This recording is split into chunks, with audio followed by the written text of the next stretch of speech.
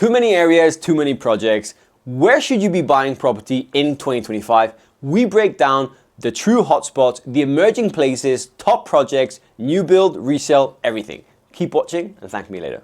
Something that's also quite interesting is to look at what's moving. So now I want to sort of cover projects, areas, what's selling and what's the top areas. What continues to be a popular area and what's something brand new that we haven't seen before? Brand new are, what we've already discussed a few times, which is the areas of Hipodromo, West Estepona, and Malaga. I think those are the newest areas, the emerging areas, Where's Hipodromo? Can you kind of So help we did a video on Hipodromo with Kim, which will also link on the video. By the way, we're really building up a good library of videos here, inform yourself with high homes, right? Yeah, definitely. So we did a video with Kim about Hipodromo. Hipodromo is an area on the west side of La Cala de Mijas, just between Cerrado del Águila and La Cala de Mijas. Is it Mijas or Fuengirola? It's Mijas, right? It's Mijas. And this area at the moment has a high concentration of developers, that bought land in developing areas, developing projects with, really cool concepts coming to market, good sort of commercial areas as well coming.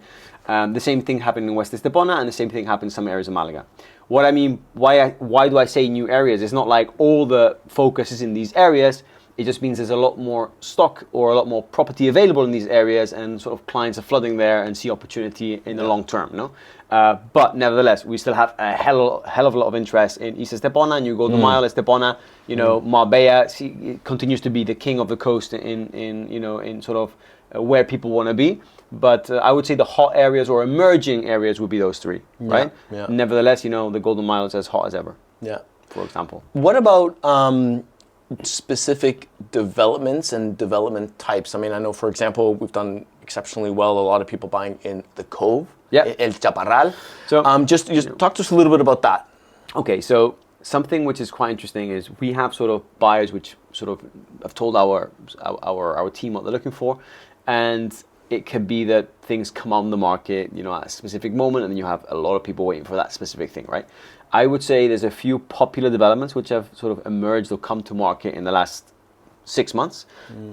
One very popular one is the Cove. So the Cove is also in Hipodromo. It's a top development in the area, developed by a top developer, Kronos. Super high quality, it's the top for that area. Everything in that area is, I wouldn't say subprime. I mean, you got Alto Chaparral, which is very, very good.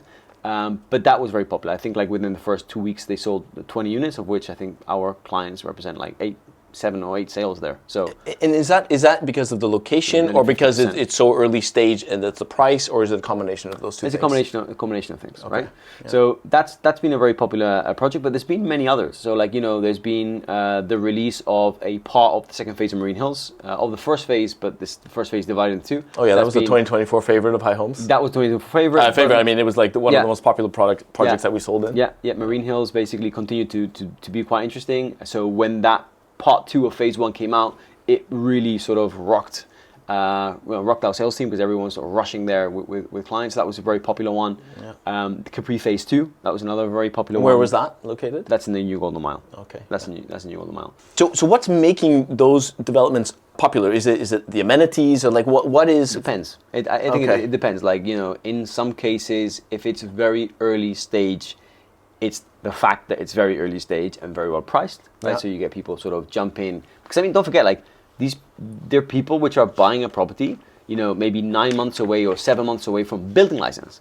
And then once they get the building license, they have to set up contracts, set up the bank guarantees, which takes a few months, and then they have to start building, which is now 24 months. So people in these cases are jumping in 36 months, sometimes 35, 33 months ahead of handover, right? Mm-hmm. So they're motivated because of one thing, which is early stage, but also early pricing. That's the way these developers price projects, right? Yeah. In other cases, or not all new releases are, have the same capital appreciation potential, or have the same, pricing, are not as interesting from a price perspective. Yeah. You've got developments, of the likes of super sort of high-end St. Regis, which is a development that came to market, about a month and a half ago, 2 months ago, which is, it's a very different kind of product. It's a hotel branded luxury residence, which is done very, very well. They've sort of sold out their first, I think, 11, 12 units in the first like month and a half of launch, which is extraordinary. And that's popular for very different reasons, because it's sort of a unique concept. Apart from a unique concept, it's a unique product, right?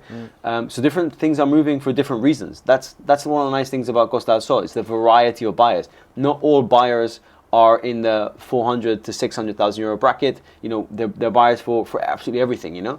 But what, among the buyers that are buying here, what like and the amenity, like what's trending? What are the types of amenities that people are looking for? The buyer nowadays, like these new construction buyers, you know, excluding the kind of the high-end branded residences. I'll tell you something which is quite controversial in a way, but not controversial. It's just the reality is, many years ago, right?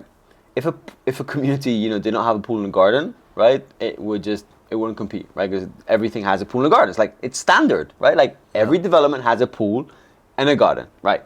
Nowadays, in all new developments, if you don't have an on-site gym, right, or you don't have a indoor pool, or you don't have, let's say, all these co-working area, you're lacking, you're behind. So resort-style amenities are a must. Like it's not only a must, it's a must, but it's also like developments have to bring it to the market. So developers are, you know, sacrificing, you know, golden square meters, and instead of giving them to properties, they're allowing 500 square meters to amenities, which in other cases they do 5 apartments and sell them for another 1.5 million euros. Because if they don't, they're not going to sell out the development. I mean, so if that's where if that's what the standard at which that developers are offering in all of the developments now, do you have an idea of like what more they might need to do in order to set themselves apart from the competition moving forward? Like what else can you do? How much more can you fit into a specific development? Developers are finding it difficult to compete with each other. Like exactly. Now they compete in quality, right? And that's something you see. So the finishes. The finishes. And we're seeing like every time like a better user experience, right? Traditionally with the very, very big ones, it's not always been, let's say, it's a fun fact actually, is that if you look at developers' reviews, for example, right? Developers have the worst reviews in Spain because they don't... Even though they're top developers. And they're good, reliable developers. Because they don't go out there looking for reviews, right? And they don't look for the positive reviews, so they only get negative reviews now. And now we've sort of seen a very big shift in developers looking for that user experience. You know, it's not just selling your property, it's also selling you the experience of buying a property. That's quite new. I would imagine energy efficiency being a big one. I think there's a lot more people that are, you know, a lot more people today are environmentally conscious. I'm sure that, I mean, you know, that's already trending, if you want to call it something that's trendy. I think that's I'm sure that's like, it's also kind of a must. That's so 2024. No, I mean, I could see that being like a big differentiating factor, like the energy rating and that sort of thing. Like, because you got to start to get down to the details in terms of, you know, moving forward, like what else can you offer? Yeah, I say it is, but like people expect it. You know, like, you know, if you don't have a B, it's like, why you're not a B is a problem. It's like basically like this is the level now. You know, like if you go into a development and they don't have aerothermia or they don't have solar panels, it's like, well, why don't you? Something's wrong with you. Yeah, exactly. I think like the mentality of the buyer shifted, right? Before you used to walk in the sales room, sales office of a developer, and they'd go, we have aerothermia and we're A+ or B+, and they go, oh my God, that's a reason for me to buy. Now, if you don't say that, they go, what's wrong with you? Right? They sort of they assume that everything energy efficient, and that's really that's sort of like a mindset for the buyers now. Yeah. Even though we've talked about this in other videos, that, you know, when you move to the Costa del Sol, it's all about outdoor living. I do wonder though if the rise in interest from American buyers isn't going to force developers, you know, depending on the percentage of which, you know, Americans continue to buy, to force developers to do larger interiors, because Americans are very used to, you know, larger interior spaces. I wonder if we might see a trend in that direction as well. I toured American clients towards the end of last year and beginning of this year. I was out with a few clients looking at different properties, and the first reaction they have to closet space, it's tiny. It's like, what's this? Like, you know, in the US, like, I have a massive This is exactly space. my point. Yeah. But at the end of the day, like, can you imagine if there's so many Americans that it sort of forces developers to adapt their product? That'll tell you something. But let's put that into context, right? If you need to add 20 square meter to a property in order to, let's say, give more wardrobe space to an American client, which 20 square meter is not going to do much.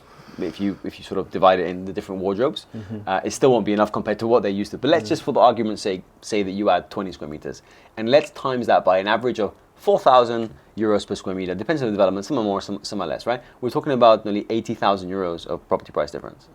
So what would you rather? Would you rather 80,000 more and have a slightly bigger closet? Or do you want to live outdoors a little bit more? If a developer needs to sell you those square meters, they're going to sell it to you at, you know, X. And they're gonna, you know, like, you need a bigger closet, but, you know, Do you really? Yeah, well, do you really not know? You guys like, okay, if I add 20 square meters to this property and add 20 square meters to another 100 properties, that means I might lose 20 apartments. And by losing 20 apartments, I lose, 10 million euros in sales. So basically, developers look at, so for developers to make that change and go, okay, we need to make bigger sizes, I think that's going to be, I think we'll see maybe small changes, but if for American buyers, they normally buy an upper segment to buy bigger spaces. Like Americans and Canadians are not used to 32 square meter living rooms. They're used to 45, 50 square meter living rooms, right? So, Kian, what's happening with vendors? In other words, people that want to sell their property and agents? So, in the resale market in all areas of Costa del Sol, not everything's moving at the same speed. Resale market is in like existing homes being resold? Existing homes, yeah. Okay. So, like, not everything is moving at the same speed and not everything's moving as easily. So, what's shifting? Let's say lower market, or let's say cheaper, under 300 is flying. I was going to ask how you define that. Okay, under 300,000 euros. 300,000 is just flying. Like, it sells relatively easy unless it's a studio, right?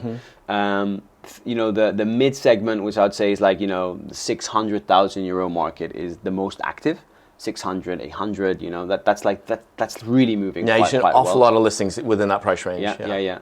And then the upper segment, I think upper segment, you go upper segment, you go upper segment. For sure. I think upper segment is slowed down. Like people in areas like La Zagaleta, for example, that are listing big homes, 10, 15 million euros. Like, I think the sort of pool of these buyers is really dried up compared to a few years ago.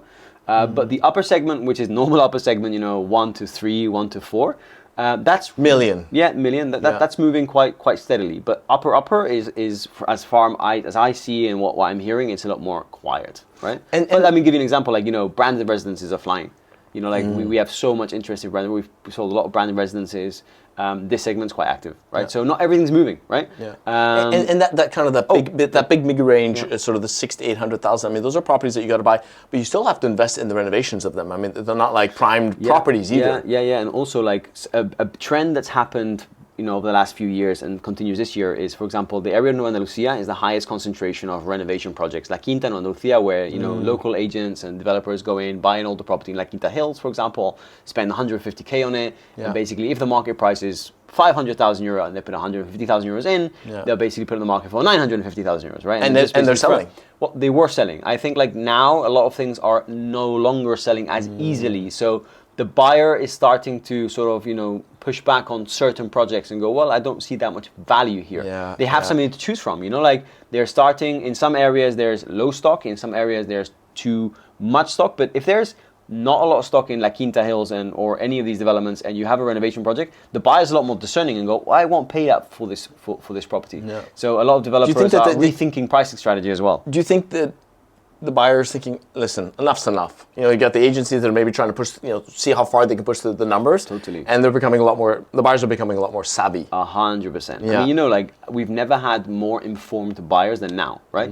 The thing is, this market's so varied. Like, we have like if you come to market and you're looking to buy a property up to, let's say, 1 million, right? Or 800,000, and you're looking at Mijas Costa to Estepona, you enter into these small mini markets. They are markets of their own, and there's so much variety. Like, it's not the same to spend 1 million in areas like, East Marbella than it is in La Quinta, where you might get more value for money in East Marbella than you would in Benaviz. So it's a very interesting market. And I think, like, people, it's good that buyers are as informed as they've never been as informed as they are today. Yeah. There's so much information out there. So based on what we've seen happen, or what you're seeing happening on the ground so far this year, what advice would you give to people that are on the market right now looking to sell their properties? Yeah, price well. So for example, agencies are finding it difficult to list properties. So we're seeing a lot of typically resale agencies moving to the new construction market because they're running out of, let's say, listings, right? And this is something we're seeing a lot. So what happens is that when someone comes to market and wants to sell their property, they'll have interview with 1 or 2 or 3 different agencies, and the agencies will sort of overcompensate in order to get that listing and go, if the market price is 500, I'll promise the vendor I can get him 430, 440, and then let's sign just to get the listing. Let's sign the listing agreement, and then it'll sit in the market a bit, and I'll blame market conditions and ask you to sort of reduce the price. Nothing worse than a stale listing. There's nothing worse than a stale listing. But that's something typical resale agents are finding it very hard to get product in certain markets. Yeah. That's for sure. And we're seeing 100%. Resale agencies come into the new construction space because they need different stock to move. So back to my question, what advice would you give to vendors, people that are looking to sell their properties today? Right now is the time to sort of, understand really well who you're working with, and more than ever before, ask the right questions. What has the agent in front of you that's pitching to sell your property? What has he sold, and what have they sold? What's their specialty?